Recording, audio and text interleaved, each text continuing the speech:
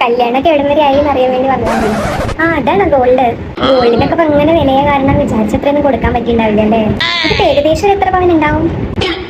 ഇതെല്ലാം ഗോൾഡാണോ അതോ ആദ്യത്തെ രണ്ടെണ്ണം റെന്റലല്ലേ? റെന്റിൽ വേറെ വെക്കല്ലേ നല്ലത്. റെന്റിലൊക്കെ ഇതിന്റെ കൂടെ വെക്കുമ്പോഴേ ആൾക്കാർ ഇത് ഗോൾഡാണെന്ന് വിചാരിക്കുള്ളൂ. ഈ വീട് വാടക കൊടുക്കുന്ന പോലെ ഇപ്പൊ കുട്ടികൾ ഓരോ സാധനങ്ങൾ റെന്റിന് എടുക്കുന്നത്.